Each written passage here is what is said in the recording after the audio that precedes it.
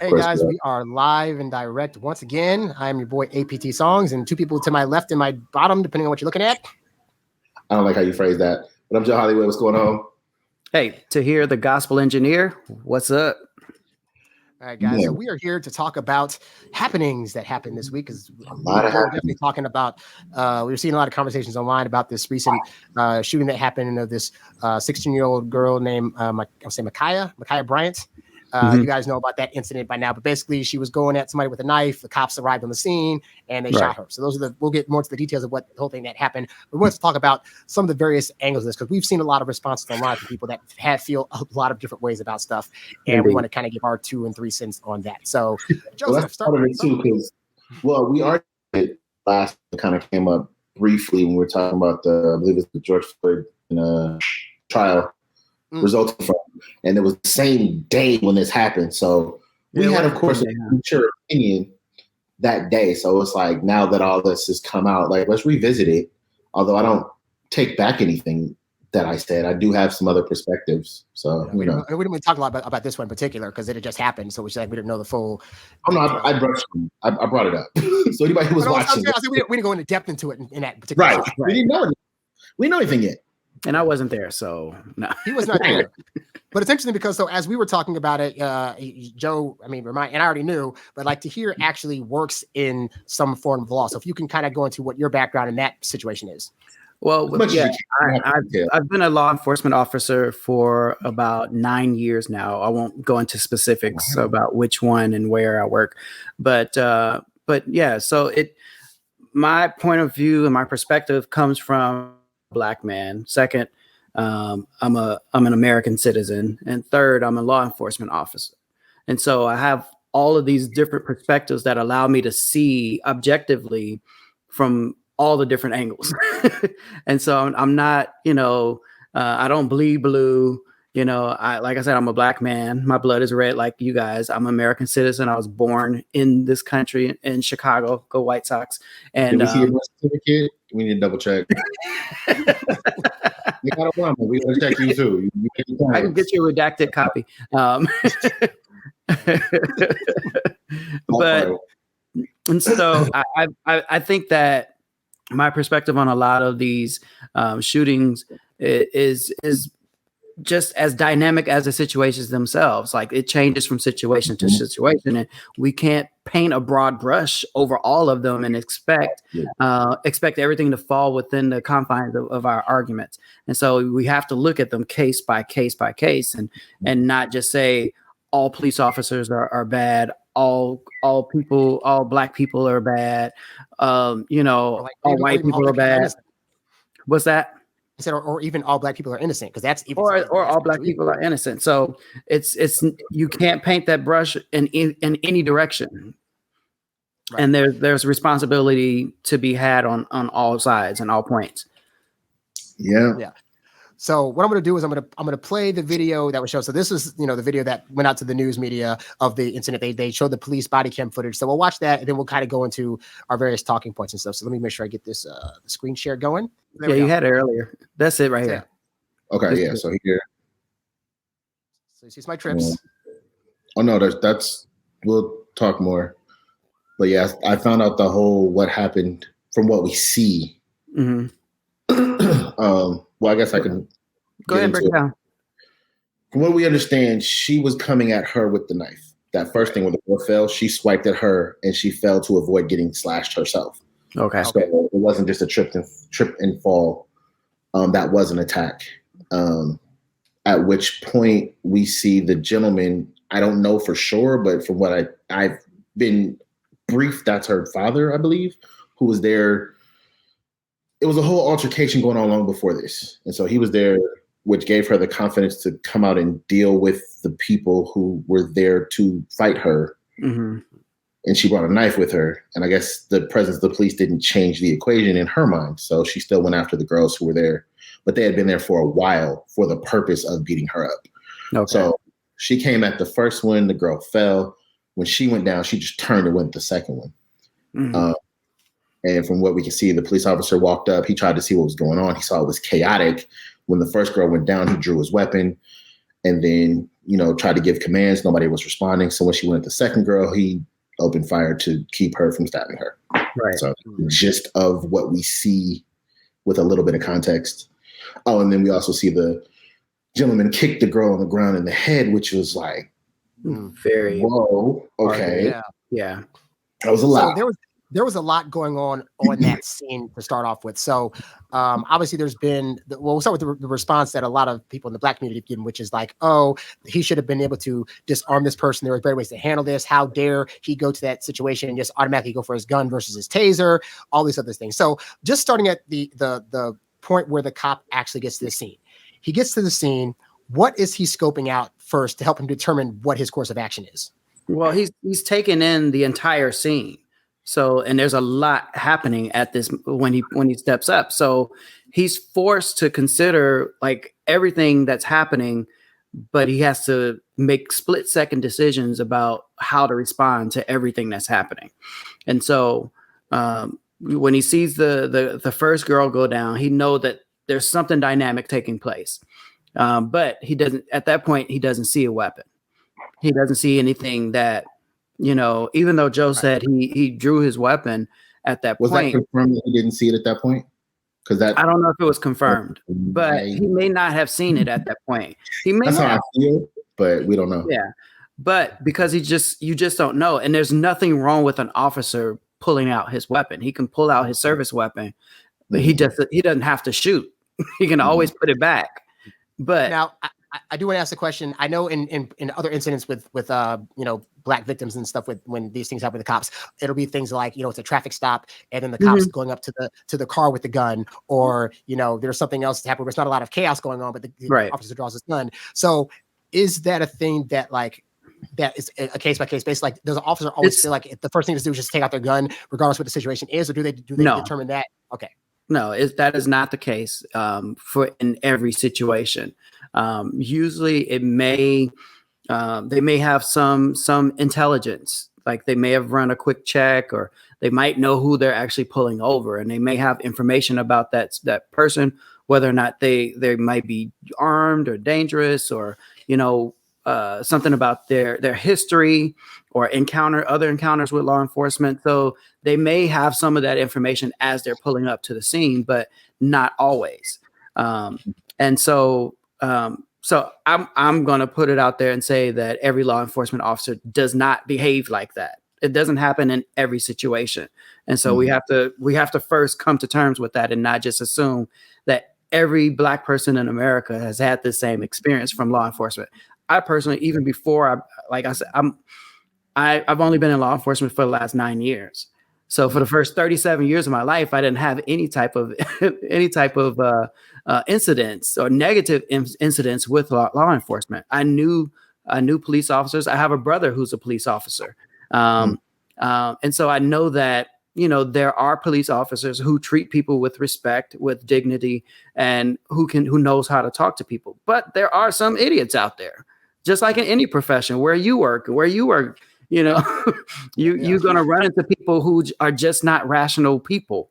And unfortunately, some of those folks have made it into the ranks of rank and file members of the police academies and police forces. Do you think it's a disproportionate amount or not? Like, I mean, in terms of like, because there's always this thing of like, oh, there's some bad apples that are in there and yada, yada, yada. But Black people think that like the entire system is corrupt because based on what we've been shown and what our viewpoint is, they're always attacking us, quote unquote. So do you find it to be an accurate thing, or is that thing that's like really kind of like pushing it the wrong way in the media?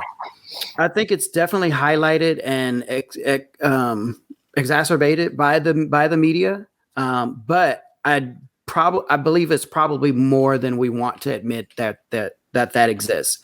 There are more bad apples, if you will, that exist in police forces simply because there hasn't been a lot of vetting in terms of psychologically where these guys are coming from, or if they are part of so-called racially motivated groups or white nationalist groups or other hate groups.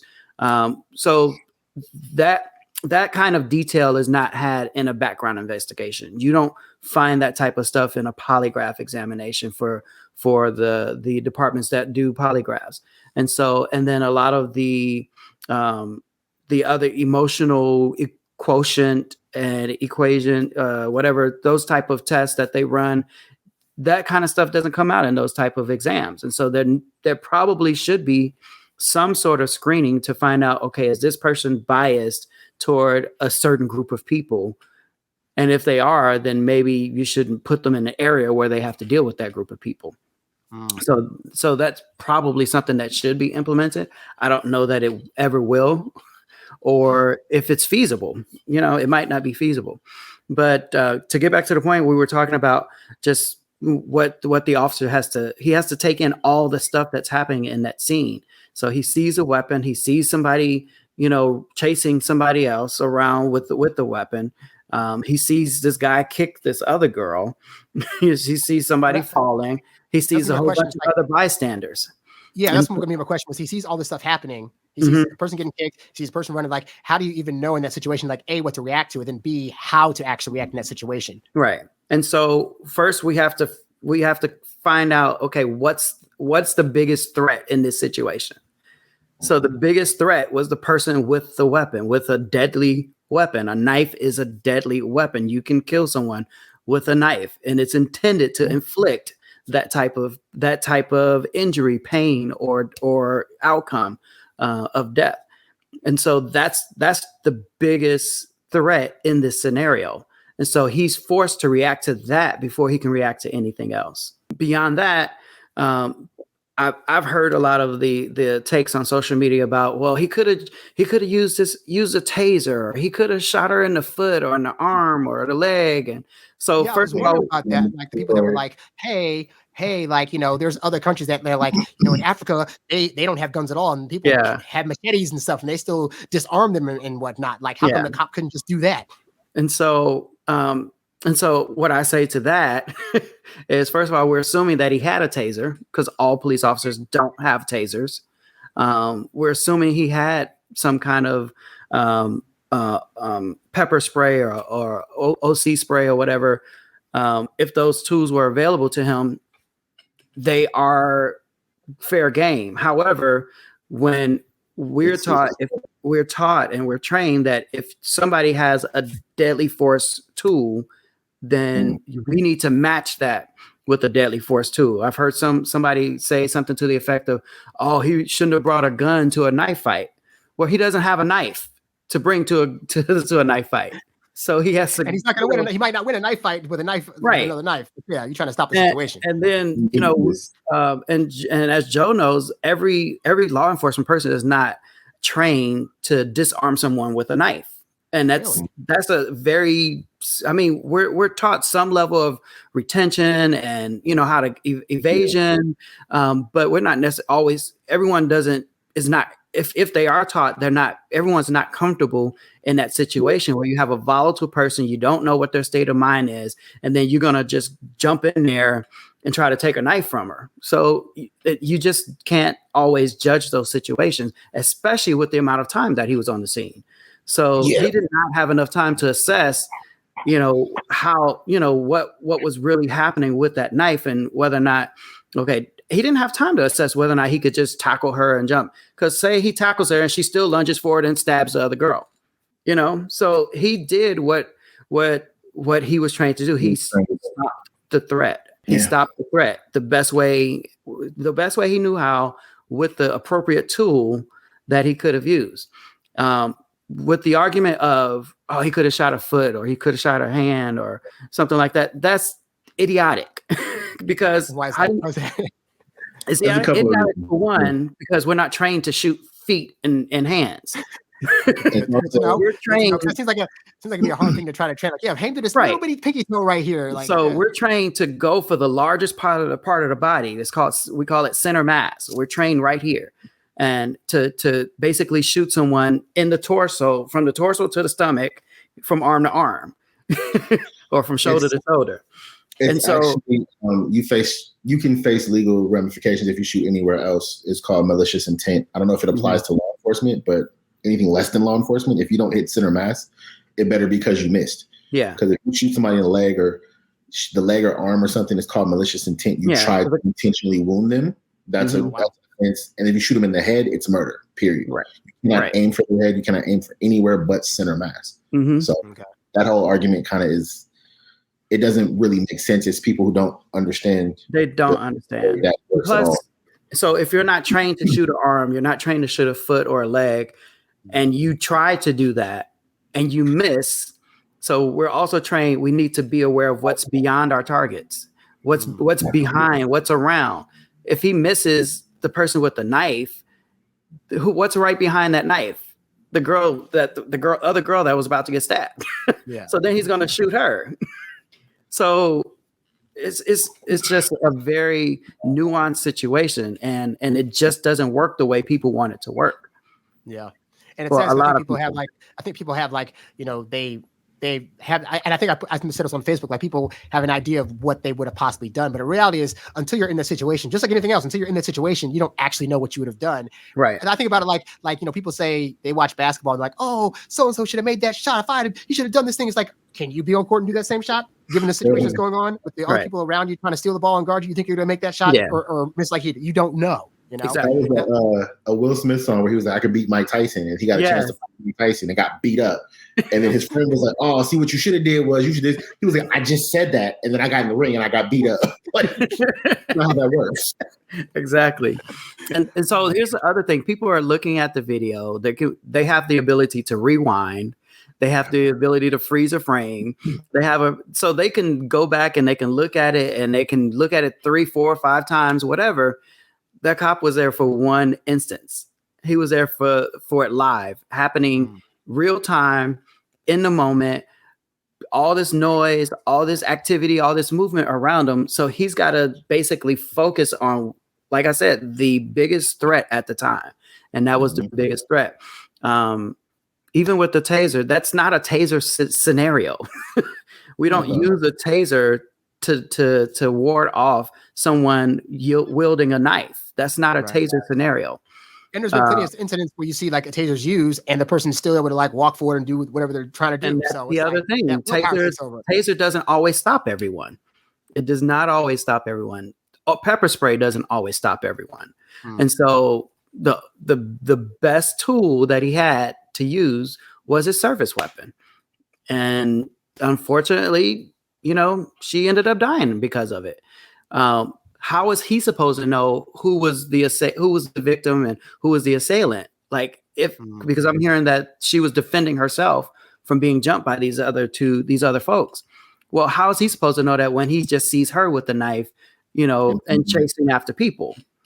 There's no way for him to know that in the few seconds that he was on that scene. And that was kind of my question, was like, because people were saying on social media, well, I mean, it's weird that she called and she's the one that got killed. It's like, but he goes on the scene. He doesn't know who Ma'Khia is. Like, right. There's 4 women outside. Who is she the one that actually called? She's the one that called. He showed up to try to start asking questions, and it got out of hand. Like, before he walked up, it was like, okay, what's going on? What's the situation? Oh, somebody's on the ground. Somebody's getting hit. Like, it went to chaos.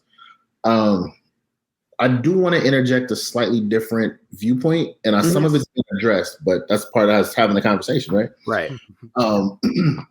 So to me, everything that's been said has absolutely been correct. And I have said repeatedly that in this particular scenario, what the officer did was absolutely the correct decision to make. He did what he needed to do. He followed his training to a T. Yeah. So should he be convicted? Should he go on trial? He should probably go through the processes of investigation, but I think he'll be cleared. There shouldn't be any repercussions. Right. My take on it is, are there other options that can be put on the table from the training level? Part of the problem Black people have is, too often when we encounter police, regardless of the situation, deadly force is put on the table. And so what steps can be put in place before we get to deadly force? So with this situation, we've already addressed the taser thing. To be honest, I thought taser was an option, not when she was striking at the other girl, but when he first showed up and walked up. When the first girl falls, she's basically an arm's length of him. That's when he pulled his gun out. I was saying at that moment, she saw her attack one person from close range, tase her there.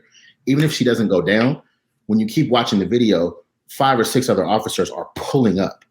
So this gives them 30 seconds, 60 seconds to just distract her for other people to come in and control the scene. He's controlling a scene of multiple people in chaos by himself. By himself, yes. 60 seconds later, there would have been a team of officers to separate everybody. Mm-hmm. So it's one of those things like you said, we don't know if he had a taser. I hadn't taken that into account. Good point.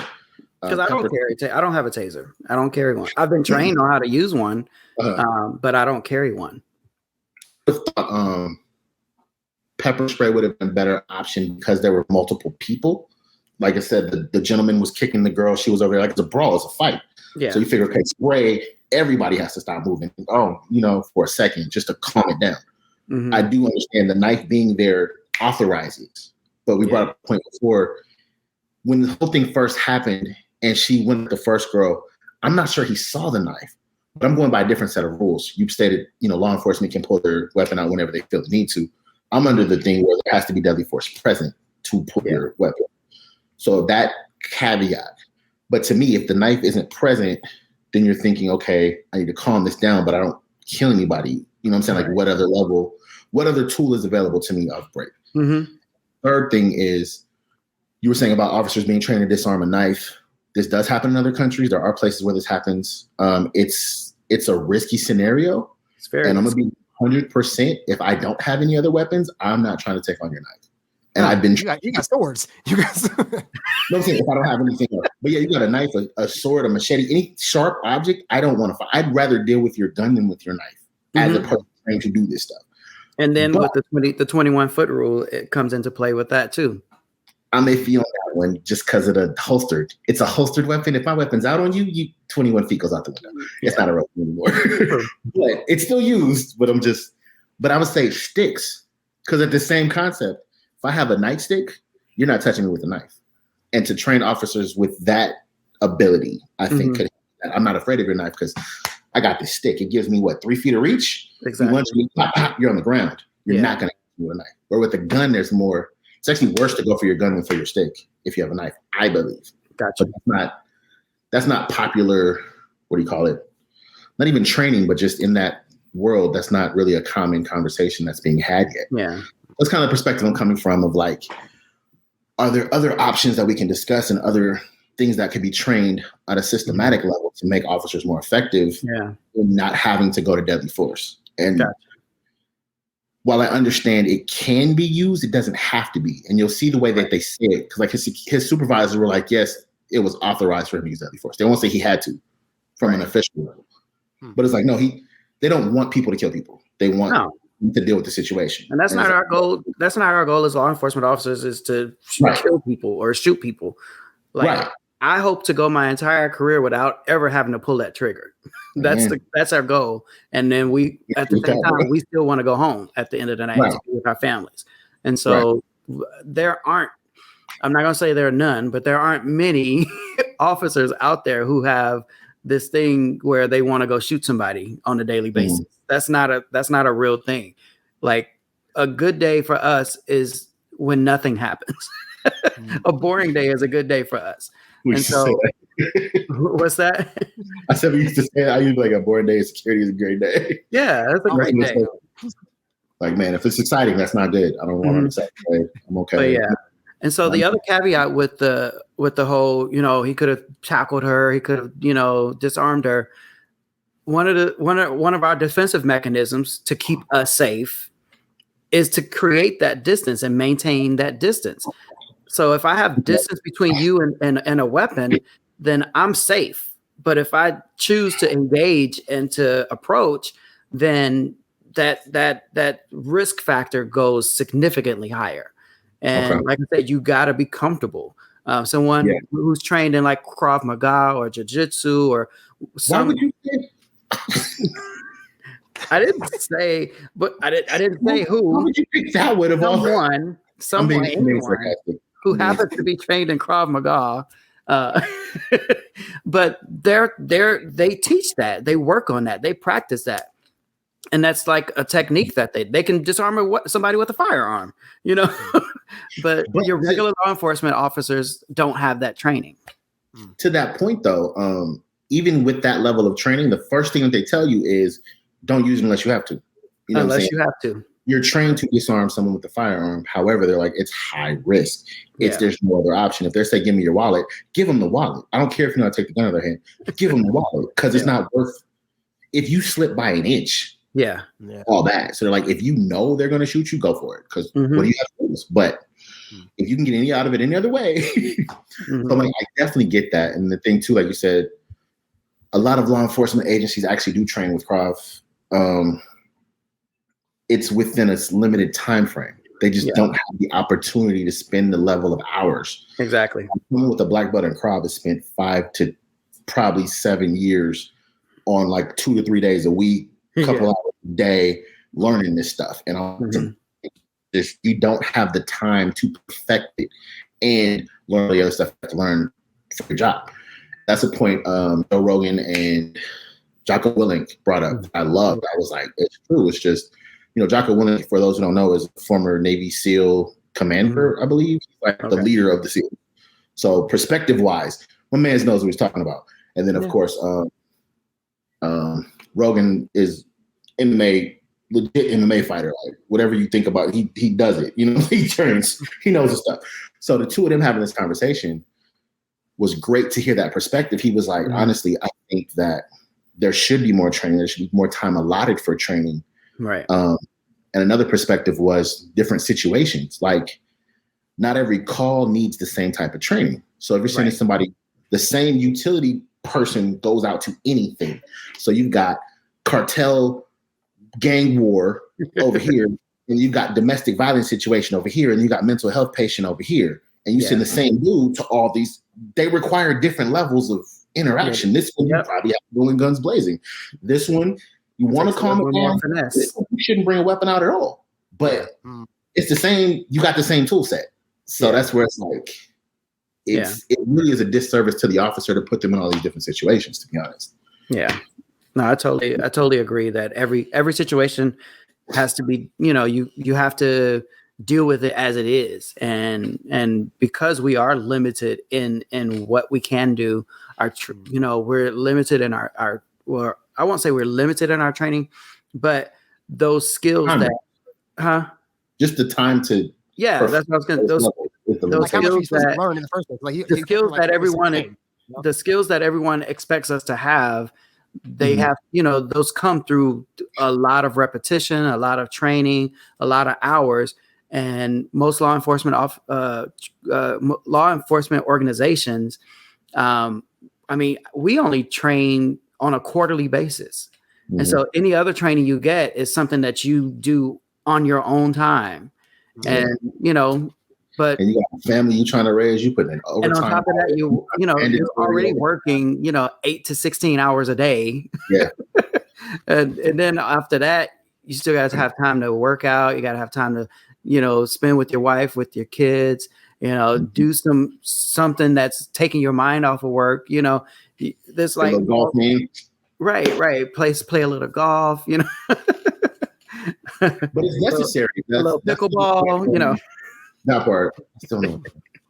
That's another point that Jocko Willink brought up. He was like, we're in the service. We're in the military. We go to another country. We're on tour for a few months, and then we come home and stop that for a break.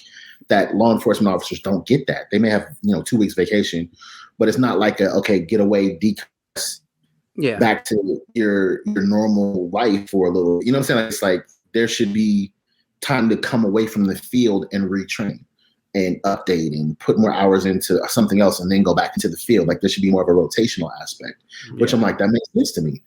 Because if you're high stress already, you know what I'm saying? We don't know if he just came from another call that was at the same elevation. You know what I'm saying? He might have come from another stressful situation where his blood's all broken. He comes here and then boom. And we can't even be mad at that. Because you're back in the thick of it. He didn't choose that. You know what I'm saying? We don't know. And so it's like, I see that. That's why I keep taking it back to what can we start to put out to the overall system to start looking at this stuff? Because it's on the table. The whole defund police and all the rest of that. I don't think we should get rid of police officers. I don't think that we should just stop having law enforcement. That's stupid. But I do think some things can reevaluate. And we can sit and kind of, okay, what can we change to make their jobs more effective and the people they serve trust and feel more comfortable with them? How can we bring these two things together? That's what this opportunity should be. Right. Not only that, and I agree with basically almost everything you just said. Not only that, when do we as citizens take responsibility for some of the stuff that's happening? When do we step up and put down the phone and not record and try to help or talk somebody down, our loved one, our friend? When do we step in and say, hey, that's not cool, that's not right, maybe you shouldn't do that, let's think about this, hey, come here, or grab your friend, instead of picking up the phone and want to video record everything. That drives me crazy about so many scenarios that I've seen of people so quick to pull out the video camera and record, which is good in some cases, but everybody don't need the videotape. Right. And if that's your friend, if that's my family member, I'm not thinking about pulling out a camera. I'm thinking about, how can I help my friend? How can I help my son? How can I help my sister, my brother, whatever? And so how did it get to that point where this girl is pulling out a knife to defend herself?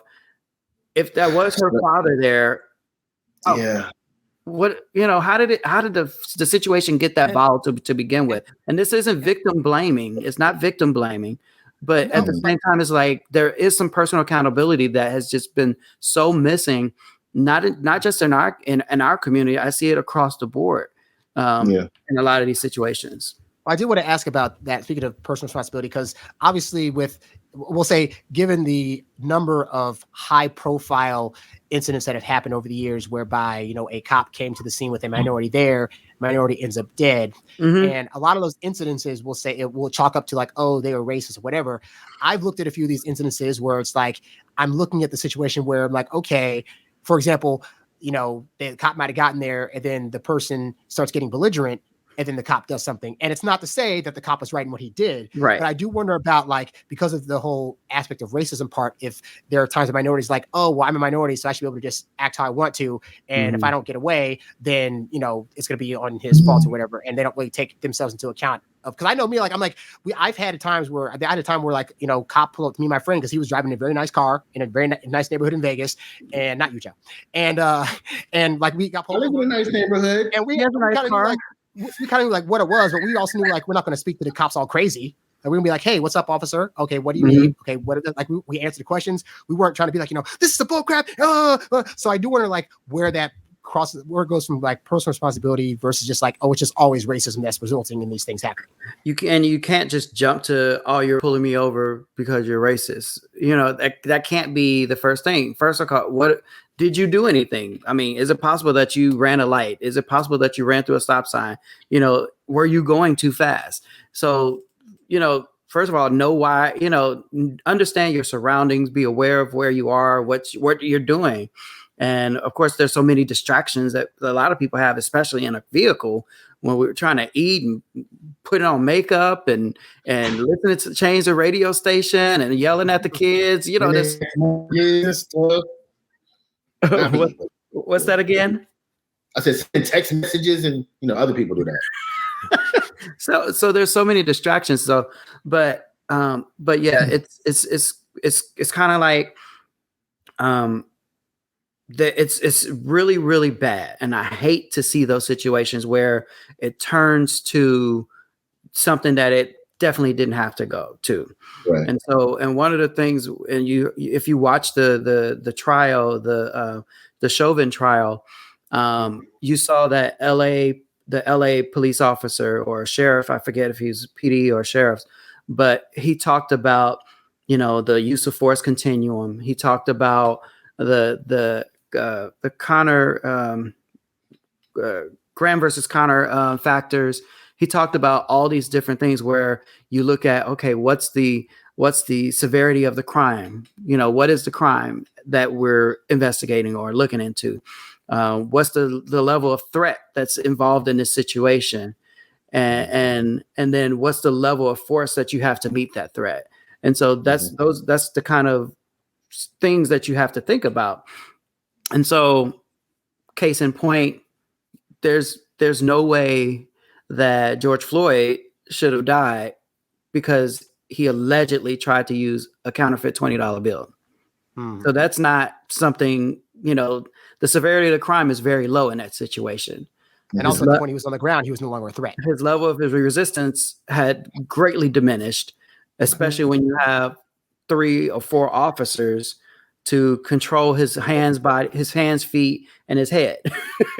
And so at that point, he should be in the back of the car, right? Like, he's controlled, he's cuffed, just pick him up from the car. Yeah. And so that case just lit up the world, of course, when we saw that, because it was cut and dry. There wasn't a lot of nuance to that situation. Really?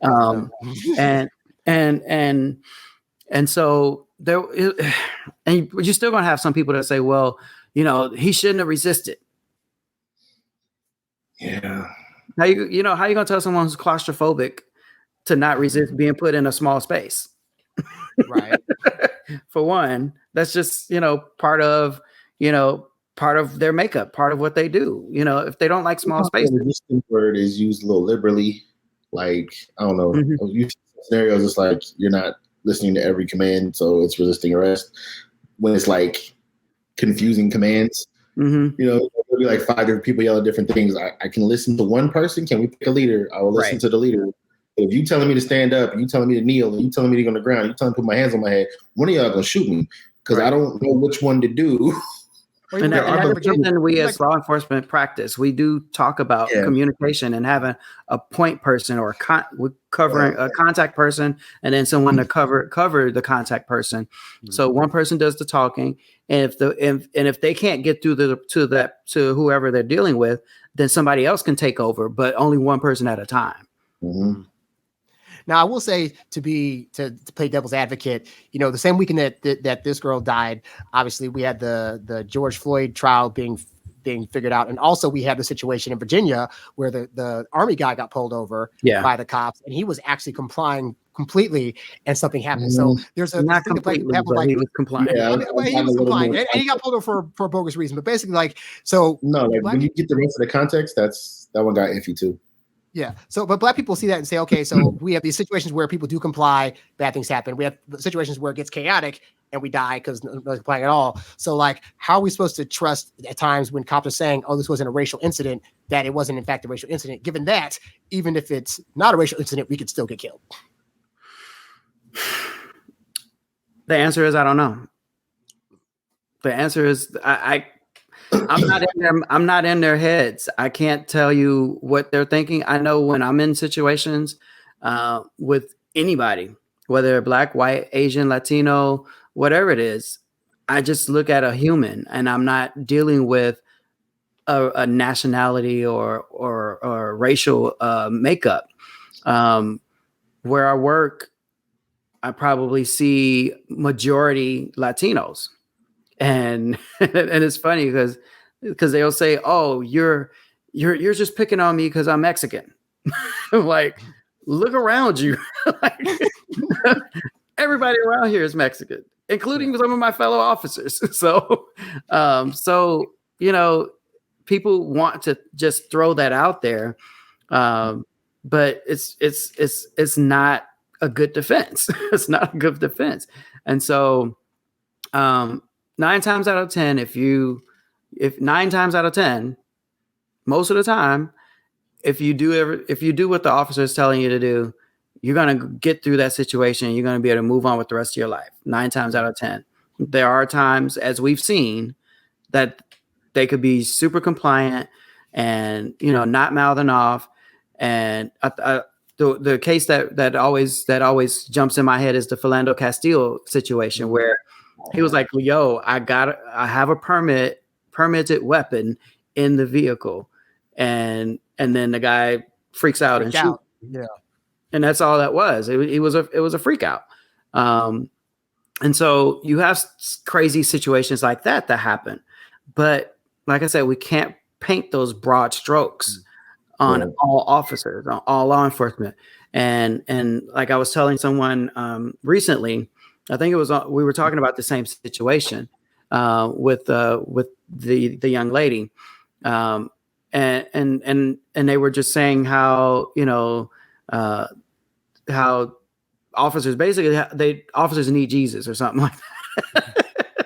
Well, I mean, we can't say they don't, but right. But I was like, but you got to realize there are some officers, law enforcement officers, who are Christian, who are kind, who are compassionate, who do the right thing and approach the job with the right level of respect and seriousness that it takes. And so knowing that, you can't just say all officers are this or all officers are that. And so because we're there too, and we're trying to reach out and have as much influence over our fellow officers to help them see what we see and understand how we feel. We do that. We put that out.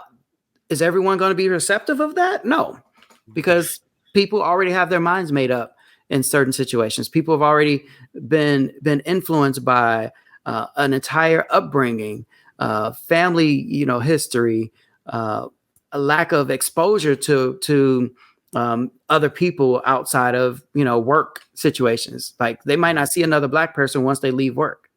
They go home and it's just all white people around, or it's all Latino people around. And so knowing that if my fellow officers are if I'm the only Black person or one of the few Black people that they get to interact with, then I want to make sure that they understand that I'm just a man like you. I'm a human. I feel, I cry, I laugh, I play, play hard. And so, I don't, we try to do our part, but we're not going to reach everyone. We're not going to reach everyone because you can't help someone who doesn't want to be helped or who doesn't know they need to be helped. Very true. To answer that also real quick, you were saying like what can be done. It's a difficult question, and it's been an ongoing question for probably generations at this point. But there is this level of distrust from certain communities to law enforcement, and it's being looked at, which is why I think these conversations are so important now, because the spotlight is on. It is something that I feel like the higher ups are saying, okay, what can we do to address this? Because they have the pressures, which is why I think we should start offering some solutions. One of which came from, I believe he was a chief, one of the police chiefs was talking about this local area where the situation happened. And he kind of second thought almost was like, yeah, I don't think we have any officers that are from that area. And then he's like, we'll look into that. And it was like this thought hit him like, it's not community policing its own community. We have someone from somewhere else coming in, and it's the outsider effect. And that's crucial psychologically to now where it is us and them. And as long as there's an us and them, it's harder to humanize the them, if that makes sense. But if it's the people you see every day, you go with, you know what I'm saying? Like my mom and his mom might be in the same, whatever book club or something. Like it changes the scenario to where you're trying to reach that person a little bit harder than normal. Or like he was saying, let's say that might not be the case for you, but just for the case for your partner. Right. So while you might be, these people, and he's like, whoa, that's my cousin's friend. Like I grew up, I saw them. It gives it a little more, okay, let's try to figure this out. Right. And then to the people there, where there's still gonna be some conflict, there's gonna be some people that, I don't like you because you're this, because you're that. But as a whole, the community is gonna see more of like okay, this person really is here to help. You know what I'm saying? Like this is someone who he helped my cousin out that time, or they saved like the girl who didn't get stabbed, like her people got to be like, oh yeah, that's the officer that saved my sister's life or my cousin. Like that's a positive to that person. Right. So that's the kind of stuff, those interactions are helpful, or even just like having a conversation. I know it's TV, but the show The Wire, they dealt with this in depth where he was like, it was a community meeting. And one lady was like, yeah, there was an officer when I was growing up and he used to go around the neighborhood and my mom would be on the porch and he would sit there and talk to her and be like, how's your day? And how's everything going? And they would have a conversation. and she knew his name, he knew her name. You know what I'm saying? Like, it was a relationship with the community. And it's like, it's been more kind of corporatized, which it's kind of like stay away from the people versus get to know and interact with the people. Probably not so much corporatized, but it's more of a military type feel. I'll take that. In their approach as well as the equipment. And the people, a lot of them are retired military people that come back home and which is crucial. Yeah, a lot of my coworkers are former Marines, former Navy men, Army, every law enforcement. I think at the academy, I had someone from every branch of the military, from Coast Guard, Air Force, Marines, Army, Navy, and so there is a lot of that, and it's an easy transition for most of them too. Yeah. But yeah, it's definitely something. I mean, I love the ideas, that Joe's bringing up, and it's definitely something that could be and should be implemented, but that takes time, that takes money, that takes resources. It's going to take, they got to study it out and see if it's effective, and, so it's just years in the making. There's a lot of bureaucracy and when it comes to stuff like that, but it's like you gotta go through the red tape and the sign-offs and what do you mean we're talking to the lady for 20 minutes? What does it have to do with the cases? Like, no, you're in trouble. Get back out there. You know what I'm saying? Like, the mindset isn't serve the community, it's police bad guys. Right. And that's the part to me. You brought up the whole military training thing. There's two things that worry me. One being that even for myself, I'm in the 2A community, as they call it, the whole Second Amendment enthusiasts, and basically people who like to play with guns. The thing is, the more the laws get kind of iffy on who and what and how, it starts to kind of push people who have that appeal to that lifestyle into law enforcement and military, because that's where all the exceptions for being able to continue in that lifestyle is with law enforcement and military. Right. And the other thing too is military has a different mindset than law enforcement.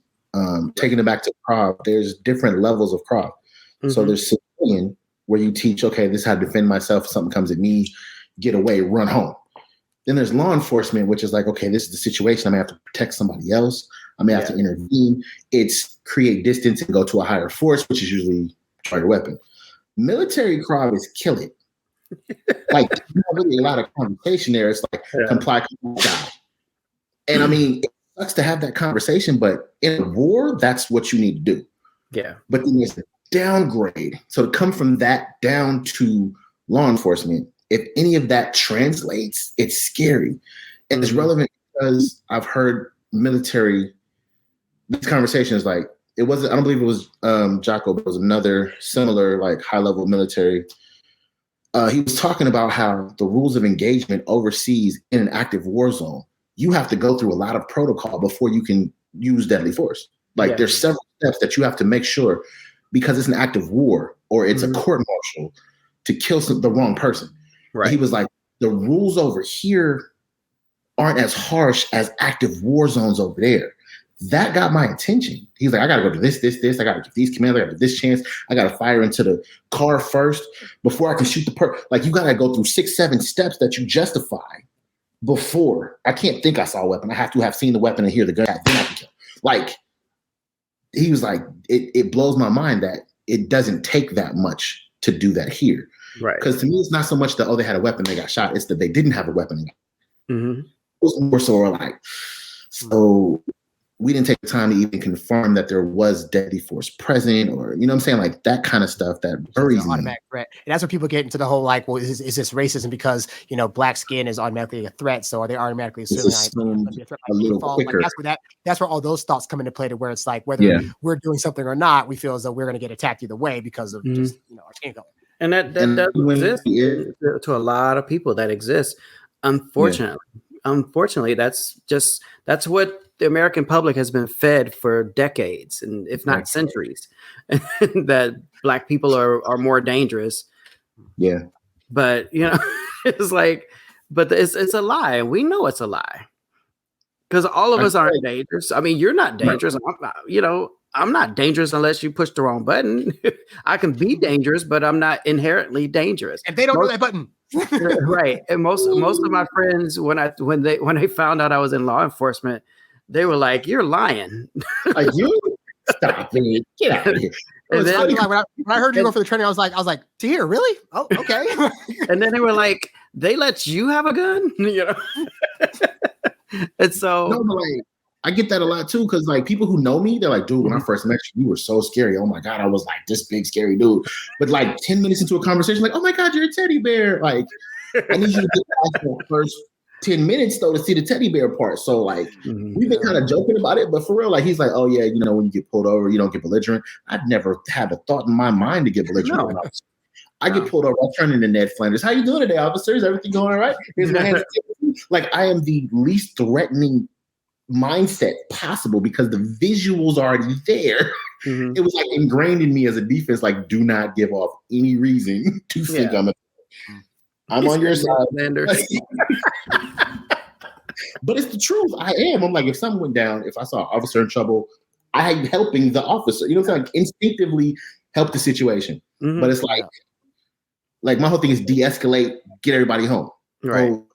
Like let's keep that same energy across the board. Like, how do we get everybody either to jail or home? Right. That should be the goal. And like every chance possible is all I'm like hoping for. I get there's times that's not an option, but like let's take one more step. You know what I'm saying? Let's take one more effort. And I think that will go a long way to kind of help heal the community's distrust. Right. That's all I'm right now. I agree. Implementing that's a whole nother podcast to talk about how that can happen. Right? I don't know how to implement it yet. I'm just trying to throw it out there, and hopefully it can start to build, and the conversation can be had in the right rooms, and just that's what I see as our way, possibly. Yeah, the way we're doing is scary, guys. Yeah, I don't like it. One final question, which is obviously people are going to watch this show and still have the opinion of like, hey, ultimately it was a black lady and that's why they shot her. And so it was racism and we got to do better. This is that. What would you say to those people that still have those thoughts, even after going through all the stuff you said about the things that cops are dealing with when they get on the scene of these things? Every cop isn't racist. Every law enforcement officer does not have ill content or malicious intent toward people of color. That's just not true. I'm not saying that none of them don't fit that bill, but I'm saying the majority, the vast majority, probably 95 to 99% don't feel that way and don't approach the job with that type of fervor. And so we can't always just be so quick to say that that's what it is. And unfortunately, we've seen some incidents where that was the case. But that's not every case. And you have to look at each situation as an individual incident and not just group everything together. I think I've said that a lot today, but it needs to be said because some people are still in their head that all cops are bad, all cops are racist. Right. We can't walk around living life like that, because when that one non-racist cop does something to help you in a situation, a dire situation, you're going to be reluctant to receive that help.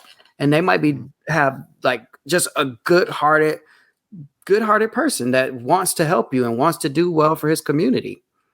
So we have to reevaluate why we feel that way based off of a few instances that have happened. Yeah, we got T-shirts with a whole list of names on them at this point and hashtags.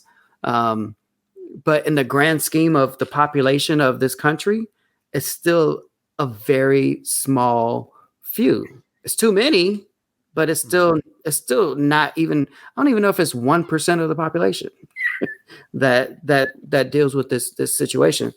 No. And I'm not minimizing it, but I'm just saying people are making it to be a much bigger thing than what it actually is. And we just have to deal with each situation as an individual situation. I I differ a little bit. To be honest, I feel like there is a trend that's disturbing, and there is some validity to it. It may not be to the point of getting killed all the time, but there has been a trend of, I'll say, uncomfortable treatment, and kind of because we did a project before, the whole thing of basically just kind of interviewing people and seeing, is this a common thing, or is it just in people's heads? Is it just the media? Like, do people have personal situations, and what does the communities feel? And there was a very overwhelming sense of like, no, I had this situation. I didn't get killed, but unfairly treated or put in crazy situations or harmed in some way. And it was like a recurring theme that was big enough to where there is something that needs to be addressed, I think. The only caveat I feel is we have to be fair about it. So I'm like, on the one hand, I kind of appreciate the pressure that's being applied, because we can't have these conversations without that pressure. So even like they jumped on LeBron for putting a tweet out right after it happened, like, oh, so you spoke too soon, and blah, blah. But I'm like, at the same time, it's like, it's national attention. If something happens, eyes are on you immediately. Mm-hmm. Like, if it is a bad situation, that needs to be carried through to fruition. Right. Is the fairness of, okay, if we do take this fine-tooth comb to an end, all right, guys, back off. This was not one of those. This was within boundaries. We got to ease off of that case. But that doesn't mean next time, okay, next we back on them. You know what I mean? Like, I do want that to be, let's look. Okay, this one ain't it. All right, are you good? Because that's how I feel about this dude. Because the day of, I was like, oh, no, we about to. What happened? Knife, shot it. Oh, no, they put the footage out like right away to let y'all know. Like, it's like you got to wait a few days. They were like, no, here's the never seen footage that. And I'm like, that pressure, because they about to bring the city to the ground. We about to, nope. And I love that. I love that they did it like that. It was a good shoot. I'm mad at it, but all right, call the dogs back. Mm-hmm. Dang it. Yeah. All right, y'all. So I'm like, we got to discuss now. Yeah. I'm just, I just pray that there's not a next one, but the way life is going these days, right?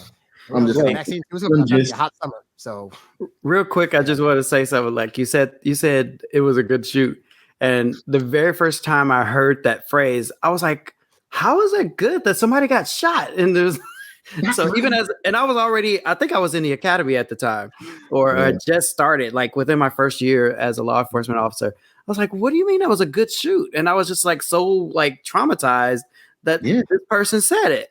And so once he explained it to me, he's like, no, it was in terms of like, did they follow policy and all this stuff, and did they use the right weapon and the right level of force and all this? I was like, oh, okay. I was like so offended. I was really offended when he said that.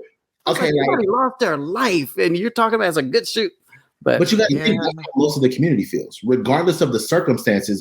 Most people just hear, we didn't get into this, but a lady brought up just the gender. Women were sympathetic to the situation, when men were more like, and that's a part of it. It's like a lot of people just see teenage girl lost her life. Mm-hmm. So whatever the conditions don't matter. Right. Little girl died. String them up. It's harsh, but I get it. You know what I'm saying? Right. Like, I can't say they're wrong for that. Like, if there's any way to keep this from happening, we got to try it. That's what I'm like. It's risky, but we gotta try to keep people alive. And those beat them up, take them to jail all day. That's your job. Yeah. Try not to kill them. Right. That's what I'm like. If that's the energy, I think it'll help. But also the community at large has recognized too that like there's going to be instances where like that is because I don't think cops are going into the situations like I'm gonna just go and shoot. It's like that's usually their last resort. So if they go into it, it's like you got to. There's gonna be times when that's they have. You know, like there's an in between of that's not my mentality going in and last resort, and that's what I'm trying to say. Like there's that you go in like I'm not trying to do this, but then the first instinct is pull the weapon.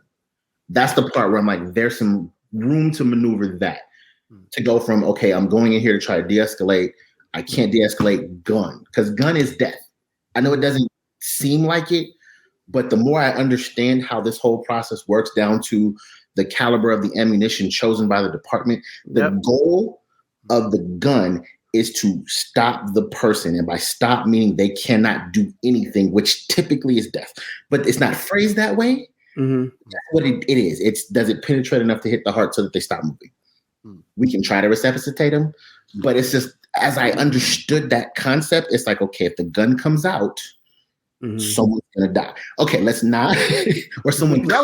That was a theater rule. Like in theater, if the gun comes out on stage, inevitably it's going to get shot. Like that's just the rule of theater. It's going to happen.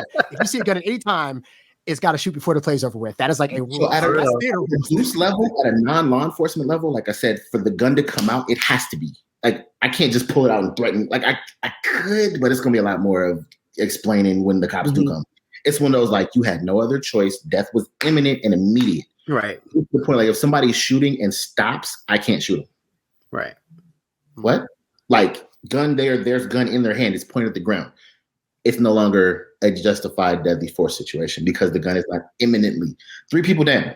Yeah. I can't, which is why active shooters get arrested. Exactly. And people don't get that. People don't get that. We need to do a better job educating the public to what the rules are so that when they're judging law enforcement, they understand what they're being judged by. Yeah. I think there's a disconnect on that side too. This has been a great conversation. We could be talking all night about this, honestly, because there's so many facets to go to. But this is a good conversation. Thanks to here for being here to like. Sure. Thanks for inviting me. Oh man, we needed your perspective and your wisdom, sir. You're always this is my big brother. For y'all that on this side, I gotta mix him up for my brother. It's my big brother. Much respect, definitely. And we knew you brought something to the table that only you could bring. So we appreciate you trying to speak with us, man. Glad I could help. All right, guys, we will see y'all next time. Peace.